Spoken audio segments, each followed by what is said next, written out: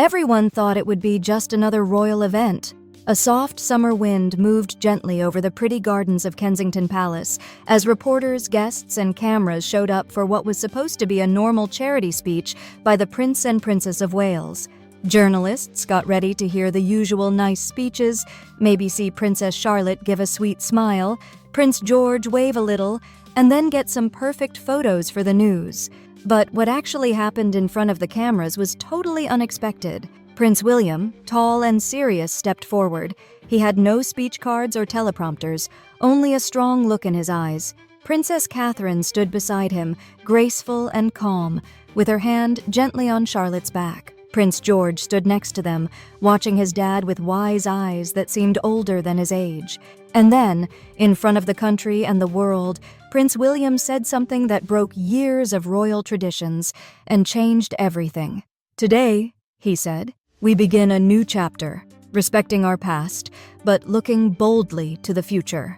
Right then, the crowd started buzzing with whispers. But when William talked about the late Queen Elizabeth, her dreams, her gentle advice, and her quiet hopes for the royal family, it hit everyone just how serious this moment was.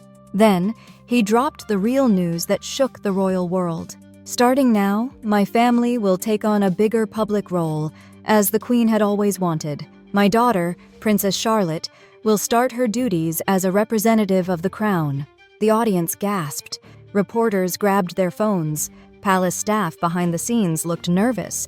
It wasn't just the news, it was what it meant. Charlotte, still a young girl, was stepping into the spotlight like a future queen. Her parents stood strong behind her, showing that they weren't just waiting to take the throne, they were already leading.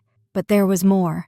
King Charles and Queen Camilla weren't there. No message from them, no blessing from the current king, just silence. And in that silence, the meaning was loud. Something had changed. This wasn't just for show. It felt like a quiet shift in power, a sign that the royal family was now led by William, Catherine, Charlotte, and George. But behind the grand palace walls, not everyone was happy. Whispers had been going around for months, even years. Secret talks in political circles, changes in royal rules, and a growing feeling among people all suggested one thing: the old way of doing things was ending. Even though King Charles III had only recently become king, things already felt dull. From the moment the crown touched his head, the magic around the monarchy seemed to fade. Instead of feeling young and exciting, it felt awkward and slow. Queen Camilla, too, had trouble becoming popular. Meanwhile, William and Catherine were growing stronger in every way. Their popularity wasn't just tabloid gossip, it showed up in polls and surveys. People trusted them. They drew big crowds, international fans, and viral online moments. They didn't just look like royals, they acted like ones. Young, modern, and loyal to their duties, while letting go of old-fashioned rules. But something even more interesting was happening quietly in the background. People close to the royal advisors started leaking small hints to the media. Not enough to confirm anything, but enough to make people curious. There were talks that William had met in secret with leaders from the Commonwealth. Some said Catherine was quietly doing advisory work normally meant for senior royals. There were even stories about Charlotte going through media training earlier than George had at her age.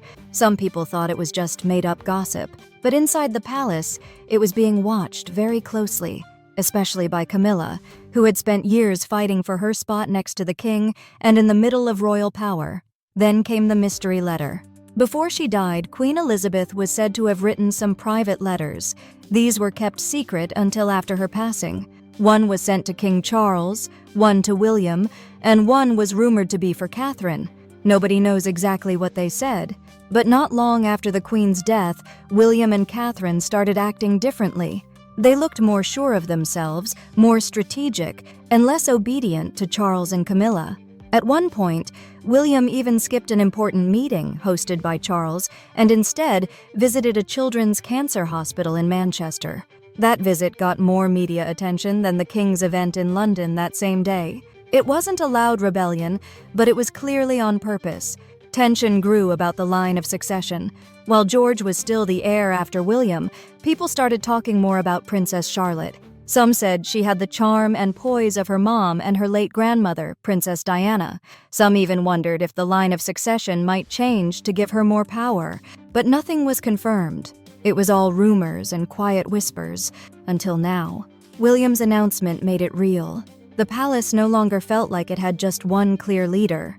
Now, there were two centers of power: King Charles, who seemed to be fading into the background, and William and Catherine, who were stepping forward bravely with their daughter Charlotte. It was a message. The future of the monarchy had already begun, and it wasn't waiting for permission. King Charles not being there for the announcement was hard to miss. No message, no video, not even a wave. This was odd for a king who used to talk a lot about updating the royal family. His quietness during such a big moment made people wonder what was going on. In the weeks before the big news, insiders said the king had been staying out of sight. His public events were canceled, blamed on fatigue and schedule changes. But Charles was always very organized, so when he started skipping events, people knew something wasn't right. The royal staff tried to play it down. One top aide told the media that the king was just taking a short break after a busy year. But people close to him said the truth was worse. He wasn't sick, but he felt irrelevant. After waiting for the throne his whole life, Charles had finally gotten it. But instead of being loved, he found himself living in his son's shadow. Wherever William and Catherine went, they were met with love and applause. When Charles and Camilla appeared, the mood was colder. Charles argued with his team about how to respond to William's rising popularity. Some said he wanted to do a big tour or conference to show he was still in charge. But those plans never happened. Every idea ran into problems. Then came whispers that Charles might step back. Not quit, but quietly pass on more duties to William, while saying it was all part of a modern plan. Some say this started before the Queen even died, that she had wanted Charles to be more of a transition king, slowly preparing people to accept William. But Camilla didn't agree with that. She had worked too hard to become queen. After years of scandals and being hated by the public, she had finally made it, and now she felt left out. According to sources, she was furious about William and Catherine's announcement, but Charles didn't fight back. He just stayed quiet and disappeared from the public eye, and as he stepped back, William's confident voice filled the space. The royal family had always been proud of its unity, but now it was clear there was a divide. The king was missing, the queen consort was angry, and William, Catherine, and their kids were now the stars, welcomed with cheers and hope. Inside the palace, people were scared. The crown was still on Charles's head, but the power had moved somewhere else. The golden afternoon sun lit up the gardens at Kensington Palace as cameras started filming. Millions of people tuned in from the UK and around the world, expecting a normal royal event, maybe a nice speech from William, a sweet smile from Catherine, and a cute wave from the kids. But what happened was truly historic. Prince William, usually calm and quiet, walked to the podium with a strong confidence not often seen at royal events. There were no boring greetings, no fancy handshakes. This wasn't a normal royal appearance. It was something much bigger. And standing with him weren't royal officials, but his own wife and children, the future of the monarchy. William started by praising his grandmother, Queen Elizabeth II. He talked about her dedication and strength, how she led the country through tough times like war, economic troubles, and scandals. But then came the big moment. With a firm voice, William said, "Today we start something new. We're not throwing away tradition. We're changing it. The crown isn't just an old symbol. It's a promise to serve, and that promise belongs to the future." Then he did something no one expected. He turned to his daughter, Princess Charlotte. She wore a light blue coat, her hair neatly styled, looking like a royal even at her young age. William gently guided her forward. "Princess Charlotte," he said, "will soon begin her duties as a crown representative. Next month, she'll start going to events with her mother. She'll learn how to serve and help shape our family's future role in this country." The crowd gasped. Even the most experienced royal watchers were shocked. This wasn't just a sweet gesture, it was a smart move. It told everyone that Charlotte was not going to be just a backup royal. She was being trained to take on big responsibilities, maybe even bigger than George. The pictures of the moment spread online instantly. Charlotte stood proudly behind her father, giving a small smile that won over hearts on social media. News stations played the video again and again. People started calling her the new People's Princess. But this wasn't only about Charlotte. It was about William's big plan. By lifting up his daughter in public, he wasn't just celebrating her. He was breaking old traditions that mostly favored male royals. William showed the world that Charlotte was just as important. And Catherine, always calm and graceful, stood behind them with her hand gently on George's shoulder, showing a quiet message. This family moves forward together. The audience clapped loudly. Comments online were full of praise. Newspapers called it the start of a new royal age.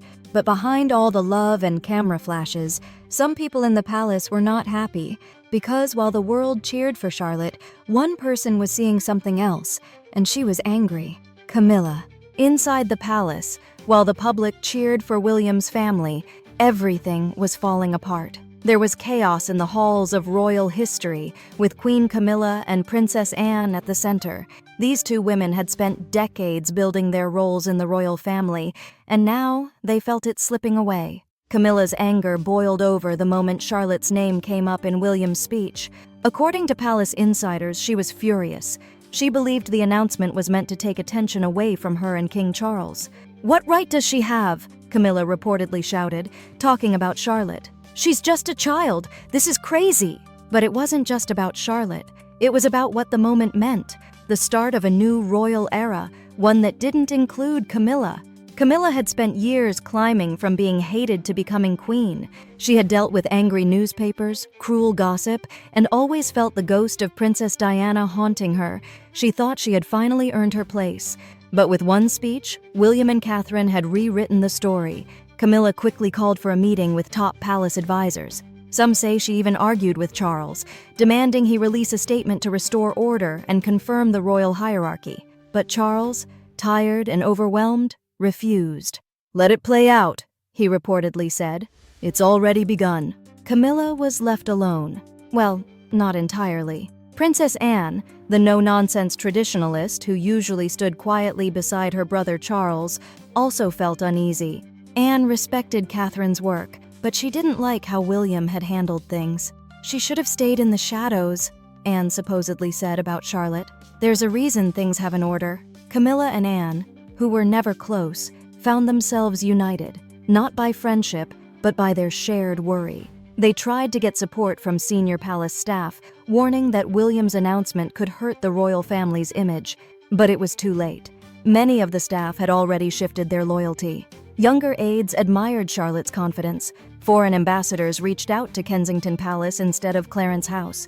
Even big media outlets changed their tone, now calling William's family the modern monarchy in motion. Camilla's anger grew.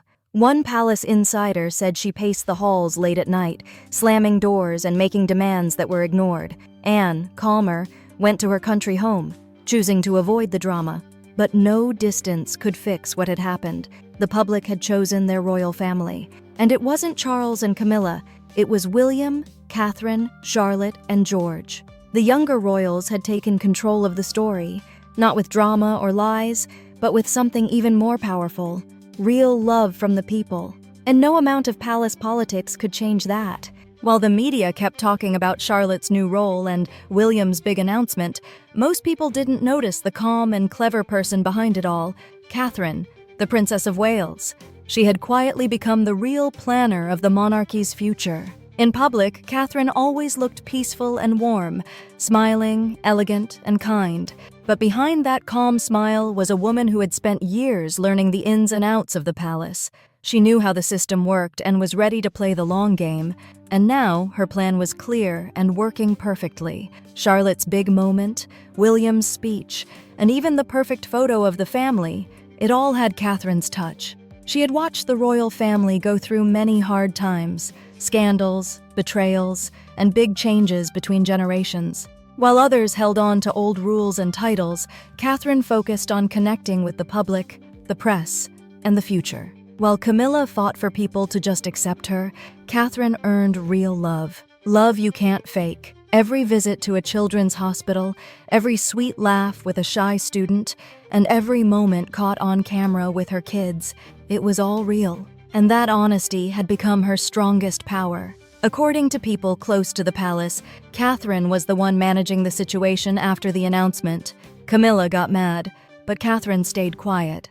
Anne questioned the royal order, but Catherine said nothing. Her silence said more than words. But behind closed doors, she wasn't just watching. She met with William every night, going over public opinions, news coverage, and what to do next. Even people who once worked for Charles started joining her team, impressed by her clear thinking. Some say Catherine had even asked for secret polls months before to see how people would feel about Charlotte getting a bigger role. The results? Very positive. This wasn't about grabbing power. It was about building a legacy. Catherine knew the monarchy couldn't survive just by clinging to old ways. It had to grow and feel real again. And in Charlotte, she didn't just see a daughter. She saw a symbol of what the royal family could become: modern, warm, and confident. With Diana's kindness, Elizabeth's wisdom, and Catherine's quiet strength, all wrapped into one. Camilla had a shiny crown in photos, but Catherine had something stronger: respect. She didn't show off or brag, but when the cameras were off and the palace was quiet, she would sometimes stand at Charlotte's bedroom door, watch her sleep, and think. This was what she had worked for. Not fame or control, but safety, and a future her kids could help shape, not just inherit. Catherine, once teased for being from a regular background, had become something more powerful than a queen-in-waiting. She was now the one making sure the monarchy survives, and the palace would never be the same again. After all the excitement, one thing was clear across Britain. The future of the royal family was no longer a mystery. A prince, a princess, and their 2 kids had shown it clearly and proudly. On the palace steps, Charlotte and George stood with their parents, showing more than just who was next in line. They showed hope for a country that wanted honesty and trust. Charlotte, calm and full of confidence, was already winning hearts. People loved her charm, her natural way of being, and how much she reminded them of Princess Diana and Queen Elizabeth. Her new royal duties weren't just a sweet gesture, they meant real change. She wasn't just a backup anymore. She was now a key part of the royal future. George, quiet but watchful, gave off the peaceful feel of a future king. He was still young, but during the big announcement, he already looked like a leader. And it was clear he wasn't just being taught duty, he was being raised by a family who wanted to serve the people, not just wear crowns. And at the heart of it all stood William and Catherine. They were the quiet builders of this new royal age. No fancy press release could erase what people saw with their own eyes. It wasn't just for show, it was real. A clear message. The monarchy's future didn't depend on old gold chairs or ancient bloodlines anymore. Its power came from something much deeper: public trust, emotion, and being honest. The old royals, Camilla, Charles, and maybe even Anne, still had their titles.